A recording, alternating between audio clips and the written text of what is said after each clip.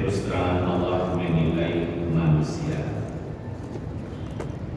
A'udzubillahi minasyaitonirrajim. Bismillahirrahmanirrahim.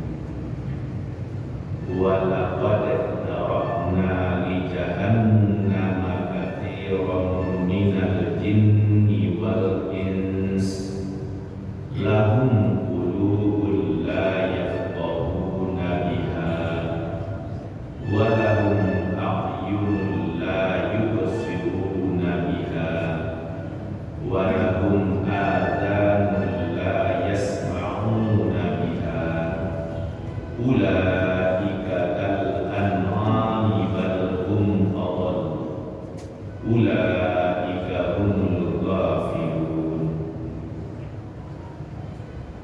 Sungguh kebanyakan isi neraka Jahannam adalah jin dan manusia. Mereka punya hati tapi tidak digunakan menurut semestinya.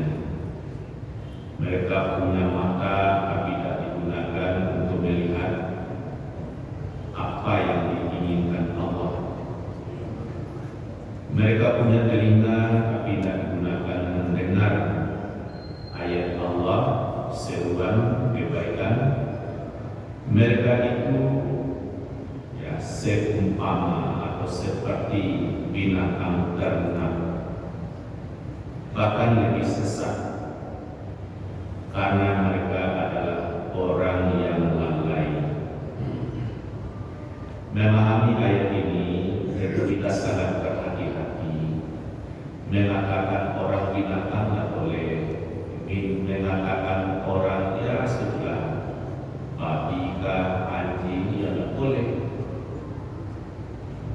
Tapi bagaimana bisa masuk paham itu? Ini ada kisah, kisah dalam bentuk cerita yang ditulis oleh seorang budayawan. Dia menulis tahun 1988, dibuat di esai budaya Haluan Ibu. Dia esai tidak sebanyak artikel pendek. Setelah saya telusuri, dia kerja di kehakiman, namanya Arifin, tinggalnya di Padang Pasir 9.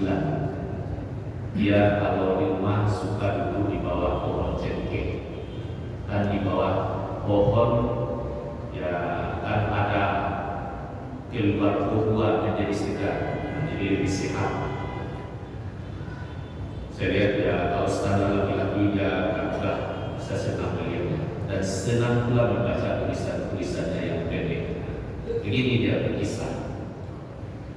Pak Tani membaca di sawah mulai dari pagi, terus matahari makin tinggi. Peta Pak Tani ini bercucuran juga lah keringatnya. Walaupun membaca mengangkat tenaga kerbau, tapi baca kan diangkat dan dia baju kan. Makin lama makin lapar, haus. Begitu tengah hari istirahat, kerbau ditampakkan di bawah pohon. Dikasihlah kerbau makan, maka makanlah kerbau itu dengan adatnya berdiri. Itu kalau kerbau adat makannya berdiri. Jadi pas duduk, kalau pas duduk kan melangkah di kebinatangan. Makanlah kerbau dengan berdiri. Tak lama kemudian datang istrinya membawa makanan dan minuman. Maka makanlah dia dengan lahap. Kerja di sawah, angin sepoi, itu makan sangat lahap. Selesai makan, kan matahari jalan juga. Tadinya matahari terbit atau suruh Tuhan, terus tengah hari, lewat tengah hari, kan masuk zuhur. Akhirnya sholat kali dulu isams. Jadi kalau sholat setelah matahari tergelincir, tergelincir matahari. Azan orang di masjid. Azan yang merdu indah, napasnya didengar, yang diseru itu ya manusia yang beriman. Nah, kerbau yang makan berdiri tadi itu telinganya kan nyari. Begitu terdengar azan sambil mengunyah-unyah awal istilahnya, dia berseru kepada tuannya, "Wahai Tuan, suara apa itu?" Maka tuannya menjawab, "Itu suara azan, wahai kerbau." Nah, kerbau yang bangun pagi ini otaknya cerdas, bertanya lagi, "Untuk apa seruan azan?" Memanggil orang salat berjamaah yang pahalanya melebihi 27 kali daripada salat sendirian.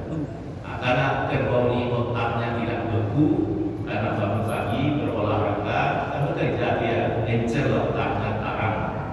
Bertanya lagi, "Bagus ya, seruan azan begitu indah, keberuntungan dan seterusnya. Bagaimana engkau nak pergi ke masjid?" Kata kerbau kepada tuannya, "Tidak, perlu saya kenal." Maka tersenyumlah kerbau ini dengan cara kerbau yang bilang, "Kalau begitu sama kita," kata kerbau ini. Nah, Bapak dan Ibu, itu kan dalam bentuk cerita oleh seorang budayawan. Tidak boleh mengatakan orang kerbau, tapi kerbau harus diketahui kerbau itu tidak salah. Dia mengatakan, tapi mengatakan orang mendekati apa saja namanya. Tapi isar dalam Al-Quran ini dia. Siapa yang lalai dengan potensinya sebagai hamba Allah dan khalifah di muka bumi, yaitu dinilai seumpama binatang ternak. Seumpama bukan binatang dia, seumpama. Bahkan yang lebih rendah pula nilainya. Nah, disebut balun Allah. Kok bisa? Karena lalai dengan potensi dirinya. Gagah lagi, belok lagi, tahu nyampe, baik buruk dia tahu, tapi tidak digunakan dirinya sebagai hamba Allah, tapi bisa saja dia menjadi hamba nafsu, hamba kelalaian, atau hamba hawa dirinya sendiri. Bapak salat sedang doa dialog misalnya, macam-macam mungkin jawabannya. Nah, dari kisah ini apa yang bisa kita ambil?